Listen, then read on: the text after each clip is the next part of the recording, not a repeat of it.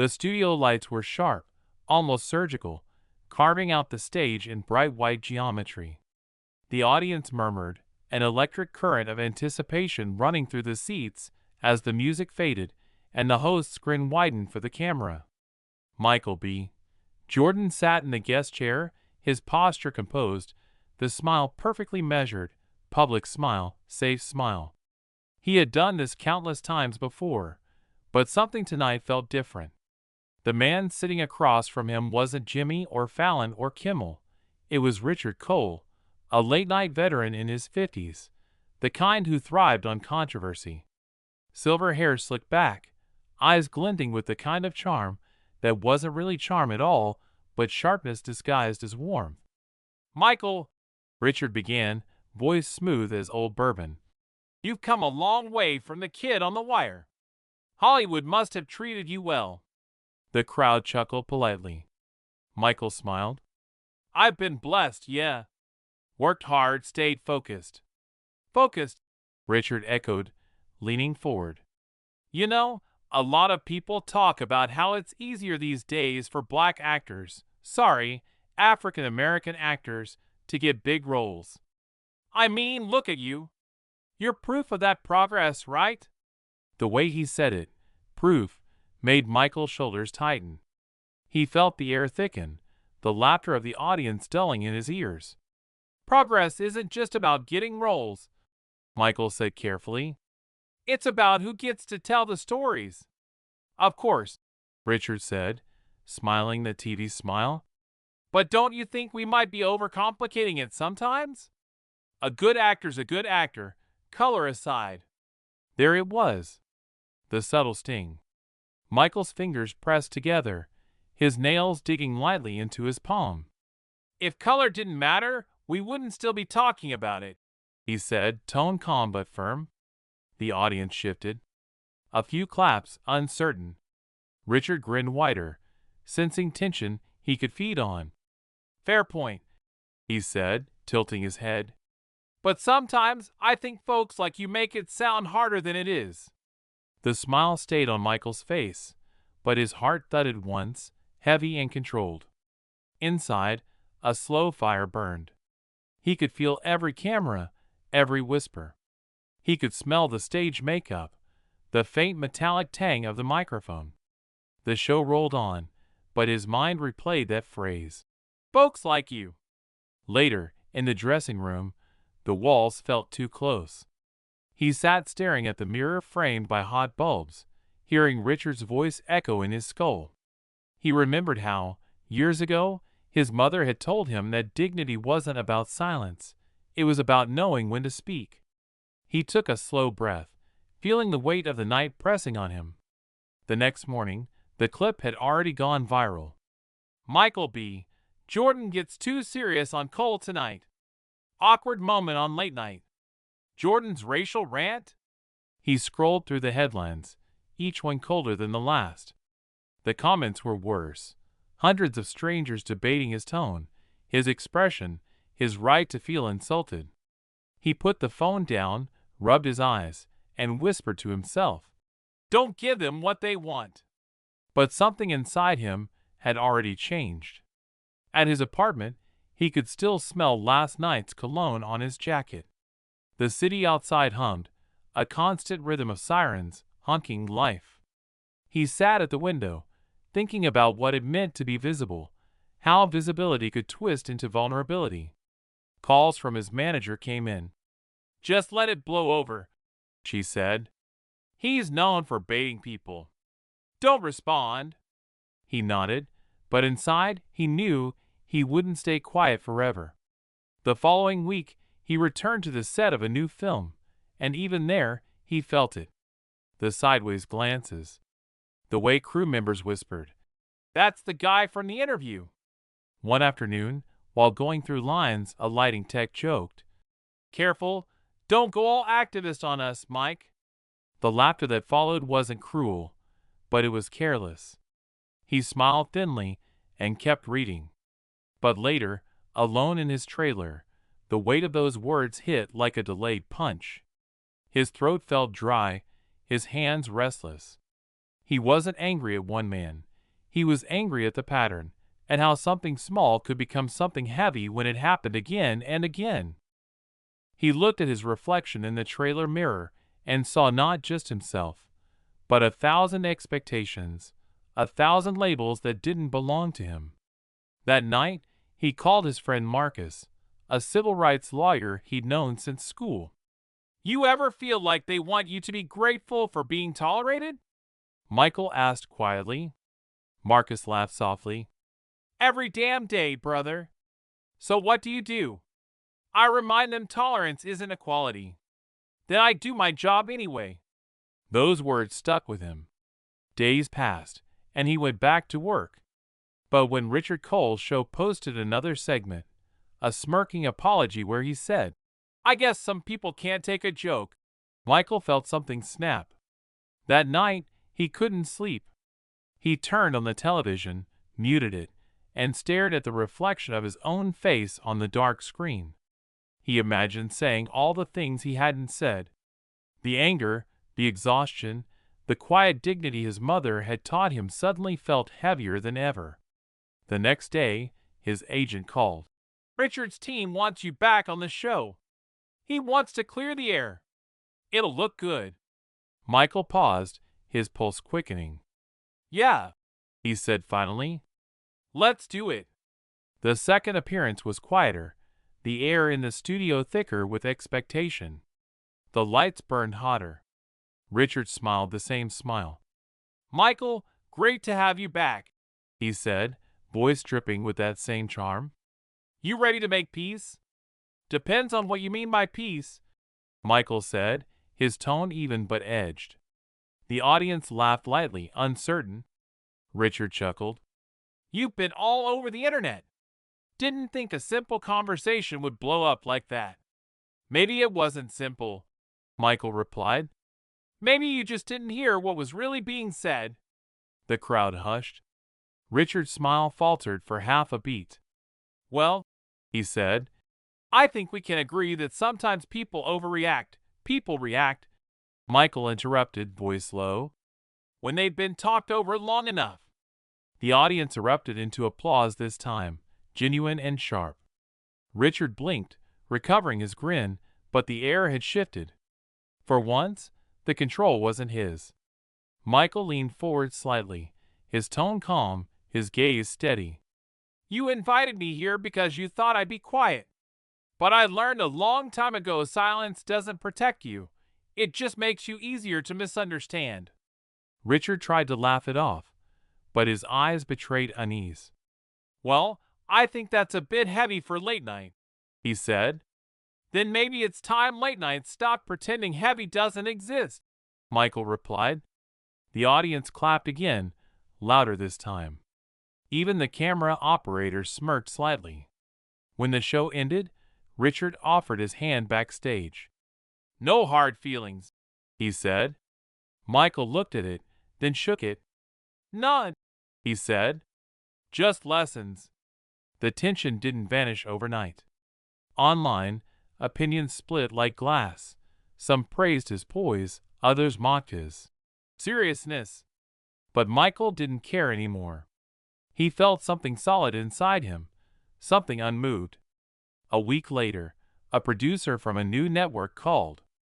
"We're developing a series about truth and image," she said. "We'd love for you to host." He hesitated, then smiled. "I'll think about it." Months passed.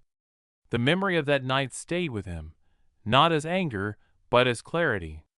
One evening, as he walked through a quiet Los Angeles street, the air cool and laced with the scent of rain, a young man stopped him. "You don't know me," the kid said, nervous. "But I watched that interview. The way you handled it, it meant something." Michael smiled softly.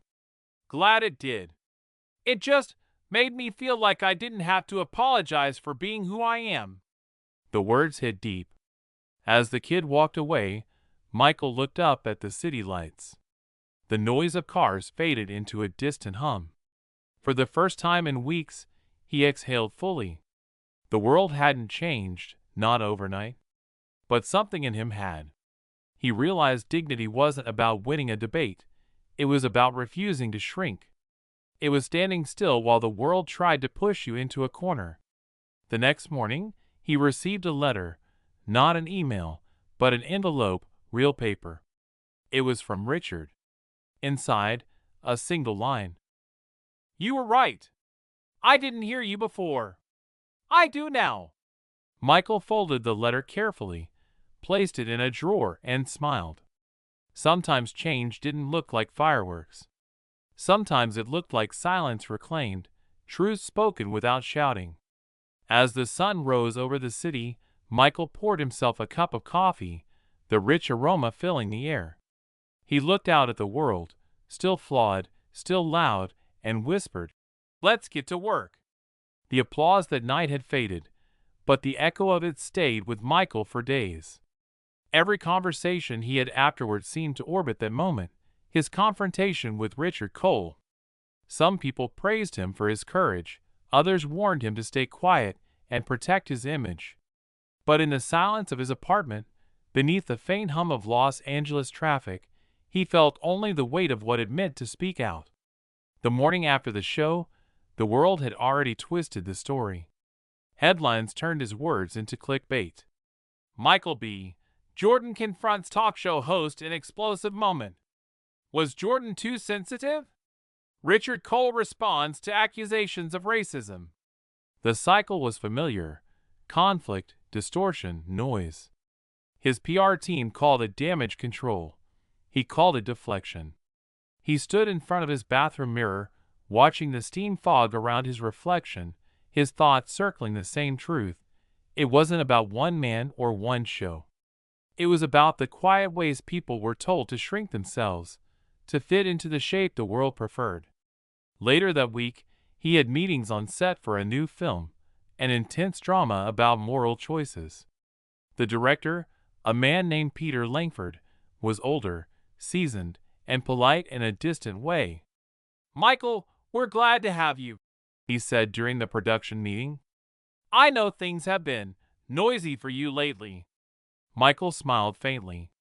"Noise fades," he said. But Peter continued, as if trying to be reassuring. "You know, some folks in the studio are nervous. They want to make sure the film doesn't become political. It's a story about a man trying to do the right thing," Michael said evenly. "If that's political, maybe the problem isn't the story." Peter hesitated, then nodded, shifting papers on his desk. The air smelled of old coffee and dust. Michael felt the room's temperature drop slightly, the subtle tightening that came when people didn't expect you to push back. On set, the tension lingered. During breaks, some crew members avoided eye contact. Others treated him with exaggerated politeness, as if afraid to say the wrong thing.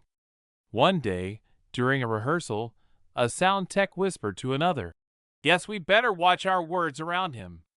The laughter that followed was quiet, but sharp enough to cut through the air. Michael pretended not to hear, though his chest tightened. The camera lights glared. The script in his hands felt heavier than paper should. He delivered his lines flawlessly, each one controlled, each gesture precise. But behind the calm performance, something in him burned hotter with every passing day. The evening light stretched long across the city when he finally called Marcus again. "You ever get tired of being patient?" he asked. Marcus laughed softly on the other end. "Every day, brother. But patience isn't surrender. It's strategy. Feels like survival," Michael murmured. "It is. Until you decide you're done surviving and start changing the rules." That sentence stayed with him.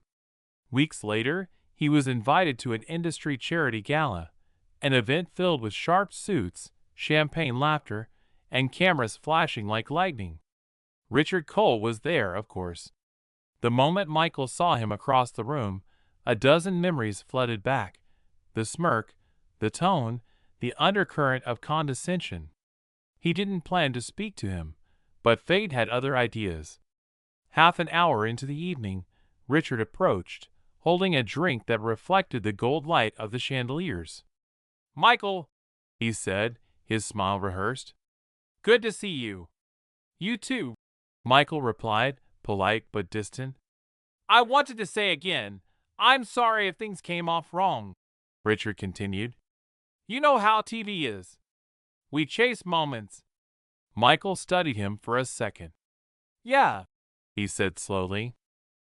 Moments that mean something to someone else's expense. Richard's smile wavered. I didn't mean it that way. I know, Michael said. That's the point. Richard blinked, caught between apology and defensiveness. The air between them thickened, carrying the soft hum of jazz from the stage, the clinking of glasses, the faint scent of cologne and expensive perfume. Anyway, Richard said finally, trying to recover, I hope there's no bad blood. Michael offered a small, steady smile. There isn't, he said, but there's memory. Later, as he left the gala, he felt something new, clarity. The problem wasn't just one man. It was the entire machinery that allowed ignorance to masquerade as entertainment. He thought about every young actor of color watching him, wondering if speaking up would cost them their place. He wasn't sure what to do yet, but he knew silence was no longer an option. Over the following months, the studio began quietly trimming his interviews, editing out his statements about equality. On one talk show, he spoke about representation in film, only to see the clip later cut to focus on a question about his workout routine. It was infuriating, but he smiled through it all the way he had been trained to, until one day, during a press junket, a reporter asked, Do you ever worry your activism might hurt your career? He looked at her, the light glinting off the lens of the camera pointed at his face. If speaking the truth hurts your career, he said, then the career's not the problem. The clip went viral again, but this time, something shifted. The tone online was different. People shared it not as gossip, but as affirmation. The flood of messages from fans, fellow actors, even strangers, surprised him. They said things like, Thank you for saying what we can't. One night, after a long day of shooting, he walked along the beach. The ocean air was cool and salted, the horizon a faint bruise of orange and blue. He thought about his parents, about the lessons they had instilled. Never let them decide who you are. He thought about every quiet humiliation he had brushed aside. The tide hissed at the shore like a long exhale. In that stillness, he made a decision. He would speak, not as a reaction, but as purpose. Within weeks, he started organizing a small roundtable, actors, writers, producers, all black or from marginalized communities. They met in a dim room at a cafe after hours, the smell of coffee grounding them as they shared stories. Some spoke of lost opportunities, others of quiet exclusion. They weren't planning a revolution, just a dialogue. But Michael knew dialogue could move mountains if it reached the right ears. We're not asking for a seat at the table, he said during one of the meetings. We're building our own. Word spread. More people joined. It wasn't about rage, it was about truth. And truth had a way of finding light. But as the movement grew, so did the pushback. Anonymous calls to his agent. Tabloids claiming he was difficult. Old colleagues distancing themselves politely. One morning, his publicist warned, Studios are nervous, Mike. They think you're getting political. Existing is political, he replied. That week, a letter arrived at his doorstep, an invitation to a network panel discussion titled, Race and Responsibility in Entertainment. It was hosted by none other than Richard Cole. Michael laughed under his breath, reading the ornate typeface, feeling both irony and inevitability. His team advised him to decline. He's trying to use you, they said. Don't give him that satisfaction. But he knew he had to go. It wasn't about Richard anymore. It was about what came after. The night of the panel, the studio was packed. Cameras, journalists, a live audience, everyone waiting for confrontation. Richard sat center stage, polished and confident, his cue cards neatly arranged. Michael entered quietly, the murmur of the crowd rising like a tide. As the lights dimmed, the air thickened with the scent of heat and anticipation. "Welcome to Race and Responsibility," Richard began. "Tonight, we're having an honest conversation." His tone was the same mix of charm and control. Michael sat beside him, posture calm, eyes steady. "Michael," Richard said, smiling, "you've been at the center of this discussion for months. Let's start simple.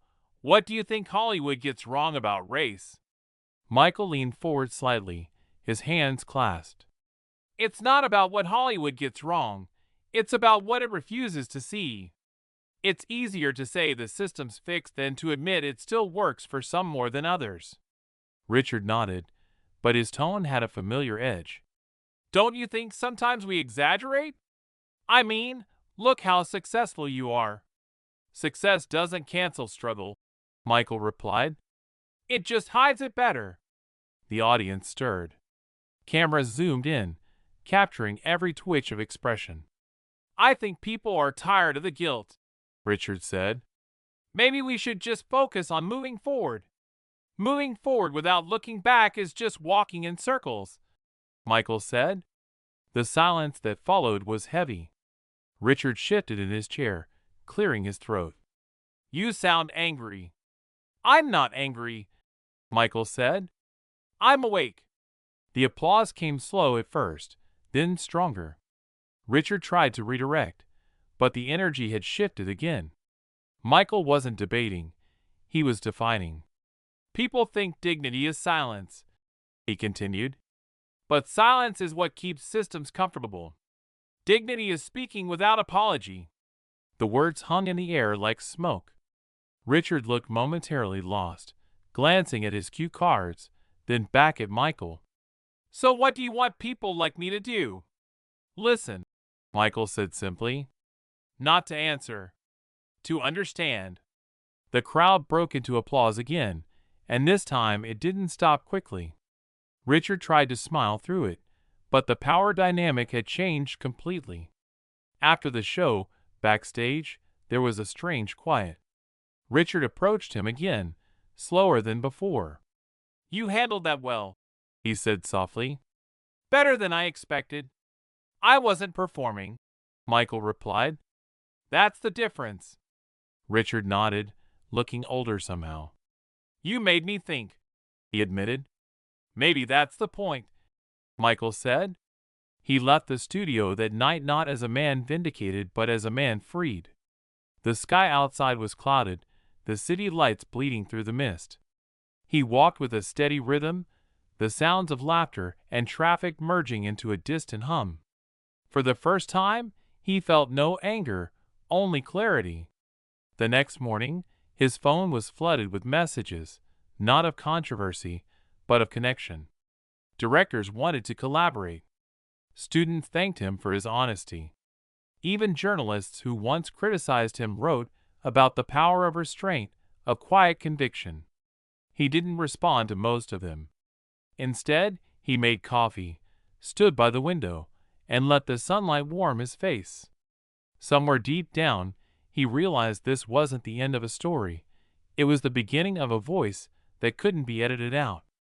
The days that followed were a blur of phone calls, interviews, and cautious smiles, but beneath it all, Michael could feel something shifting inside him, something deep and unshakable that had been born out of confrontation and now demanded to live in the open.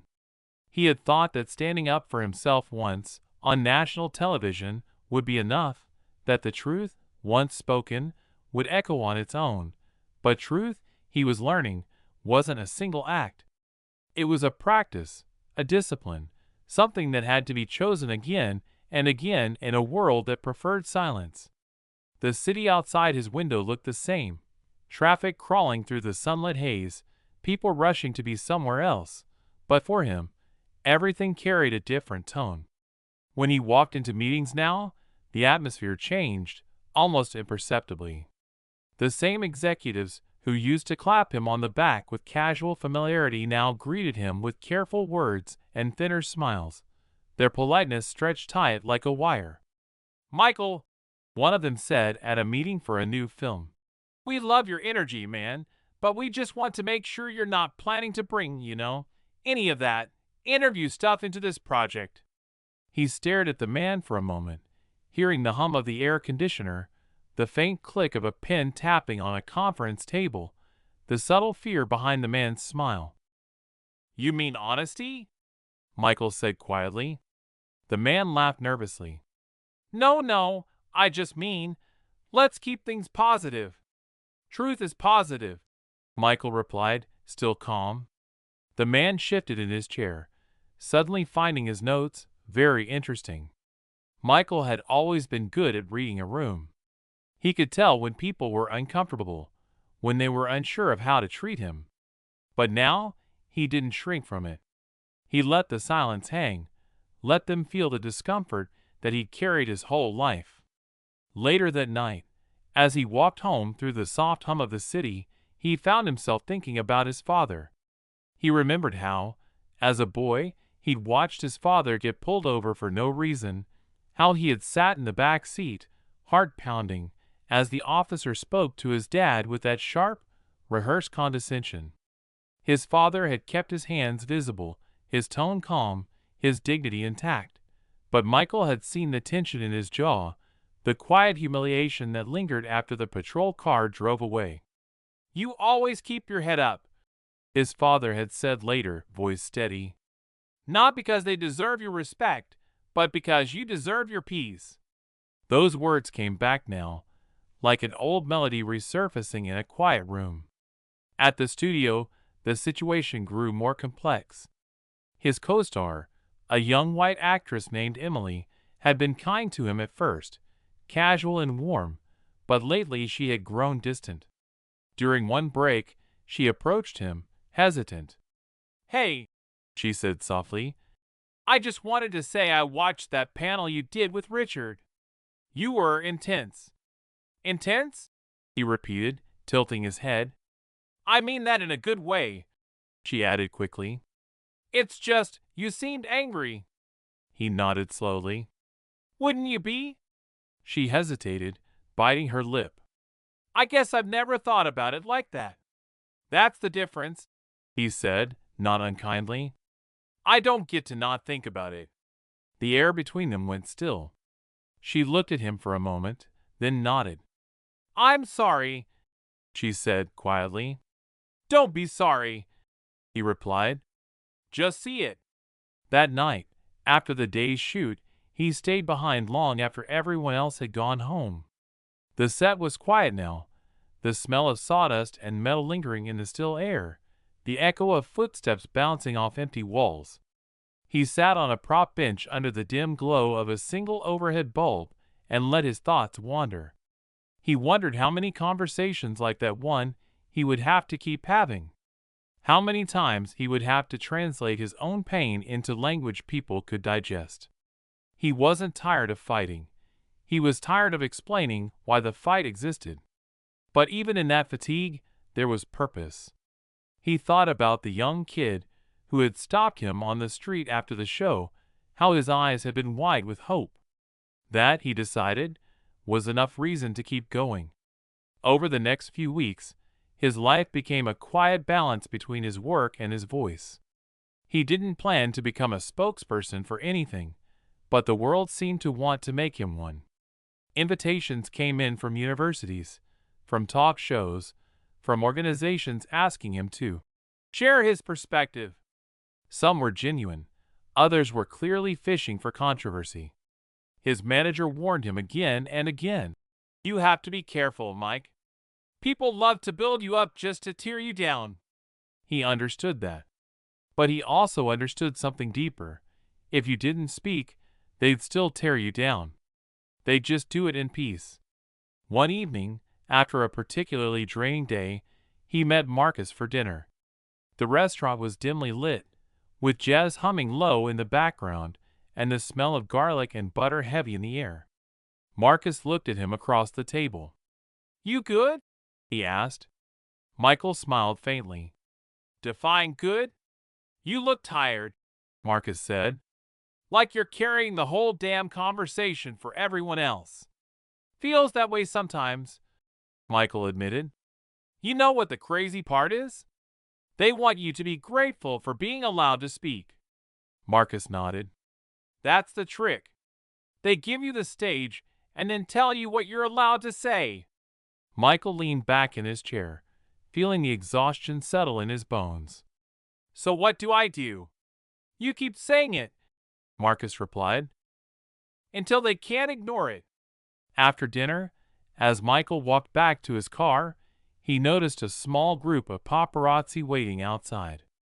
Their cameras flashed as he passed, the light searing against the night, their voices overlapping. Michael! Michael! Any comment on Richard Cole's new podcast episode? Do you still think he's racist? You planning to apologize? He stopped, turned to face them, his expression unreadable. I don't owe anyone an apology, he said, but maybe some people owe themselves one. The cameras clicked like gunfire.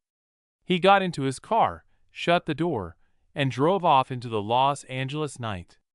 The city lights flickered across his windshield like sparks, reflections of everything he'd said and everything he still couldn't say. Weeks later, another storm began. Richard Cole had released a podcast episode titled The Trouble with Outrage, where he discussed how people take things too personally these days. Though he never said Michael's name, it was obvious whom he meant. Social media caught fire again. Cole throws shade at Jordan. Old feud reignites. The noise returned, louder this time. His team urged him to stay silent. Don't give it oxygen, his agent said. He's doing it for clicks. But silence, Michael thought, was exactly what men like Richard depended on. One evening, while he was filming a late scene, his phone buzzed with a message from an unknown number. It was a clip. Richard, speaking into a microphone, laughing as he said, Some people just can't take a joke. Maybe they should stick to acting instead of lecturing. Michael stared at the screen, jaw tight. He didn't respond. Instead, he went back to work, but his lines came out sharper, more charged. After the shoot, he sat alone in his trailer, the air conditioning humming softly. His reflection in the mirror looked calm, but inside, something was building. He wasn't angry for himself anymore. He was angry for every person who had ever been told they were too serious, too sensitive, too much. He picked up his phone and called his assistant. Set up a meeting, he said. With who? Everyone. The next day, in a small rented studio space downtown, he gathered a few trusted friends, actors, directors, activists. They sat in a circle, the faint smell of paint and coffee in the air, and he spoke. We can't keep waiting for the system to wake up, he said. We have to make the noise ourselves. The right kind of noise. Over the next few weeks, that meeting turned into a movement. They called it The Table, a platform where artists of color could speak freely about their experiences, their stories, their anger, and their hope. They began hosting live-stream discussions, publishing essays, and amplifying voices that were often drowned out. It was raw, it was imperfect, but it was real. And soon, it caught attention. News outlets started covering it. People began sharing clips of Michael speaking, calmly, passionately, without bitterness. His words weren't polished sound bites. They were lived truth. Dignity, he said in one segment, isn't about smiling through disrespect. It's about refusing to let it define you. The movement grew, and so did the pressure. Sponsors backed out of his film. PR teams distanced themselves. Rumors spread that he was hard to work with. He'd expected it, but still it hurt. There were nights when he sat alone on his balcony, watching the city stretch beneath him, the sound of distant sirens mixing with the wind, wondering if any of it was worth it.